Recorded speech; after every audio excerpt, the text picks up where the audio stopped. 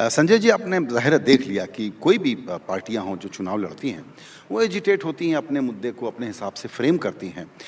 लेकिन ओवरऑल चुनाव में पूरे राज्य के वोटर के लिए क्या ये एक डिसाइडिंग फैक्टर वाला इशू है, one of the talking point है, नॉइज़ है, या एक्चुअली बड़ा इशू है? सब कुछ मिला जुला है। आपने कहा नॉइज़ है, टॉकिंग पॉइंट है, तो टॉकिंग पॉइंट है, इसी के लिए नॉइज़ है। एक ओवरआर्चिंग नैरेटिव बनाने की कोशिश कर रही है बीजेपी, लेकिन मुझे लगता नहीं है कि ये एक बड़ा नैरेटिव पूरे राज्य भर में बनता हुआ दिख रहा है।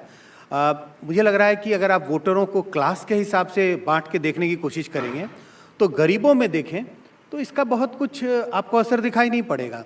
और तृणमूल कांग्रेस की जो पैठ है, जो उनका जो जनाधार है, वो जितना आप क्लास के हिसाब से नीचे जाएंगे उसमें ज़बरदस्त पैठ है।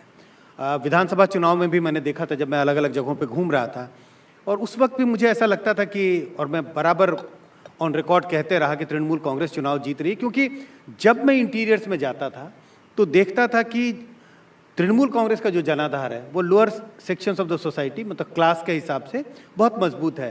तो ये जो नैरेटिव है, क्यों इसकी गूंज सुनाई पड़ती है? क्योंकि ये नैरेटिव अर्बन है, अपर क्लास, अपर कास्ट, और तो इसीलिए इसकी गूंज ज़्यादा सुनाई पड़ती है। मैं ये नहीं कह रहा हूँ कि हकीकत है या नहीं है, मैं उस डिबेट में नहीं पढ़ रहा, लेकिन इसकी गूंज ज़्यादा सुनाई पड़ती है, इसका इको ज़्यादा है। लेकिन इसका जो वोट से बहुत ज़्यादा सीधा सीधा संबंध मुझे दिखाई नहीं पड़ता। बिल्कुल, चूंकि आप ओपिनियन पोल कराते हैं जिसमें पूछते हैं लोगों से कि आपके मन में कौन सा मुद्दा महत्वपूर्ण है, तो बंगाल में कौन से मुद्दे उभर के आए हैं ऊपर?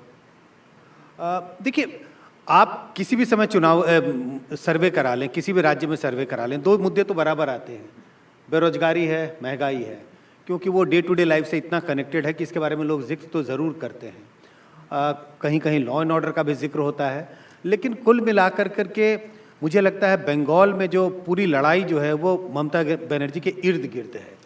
आप दीदी को चाहते हैं या नहीं चाहते हैं? जैसे देश की लड़ाई कहीं हद तक प्रधानमंत्री मोदी के इर्द गिर्द है। कई बार इस बात का जिक्र होता है कि क्या 2024 का चुनाव प्रेसिडेंशियल चुनाव है। मैं कहता हूँ प्रेसिडेंशियल नहीं है, ये रेफरेंडम है एक तरह से। उसी तरह से बंगाल का चुनाव, और बंगाल में जो सबसे बड़ा अगर मुद्दा है तो वह है दीदी को आप चाहते हैं या नहीं चाहते हैं, आप दीदी के पक्ष में खड़े हैं या उनके खिलाफ खड़े हैं। जब इस तरह की राजनीति होने लगती है तो जो मुद्दे भी होते हैं अलग अलग, वो गौन हो जाते हैं, वो दब के रह जाते हैं।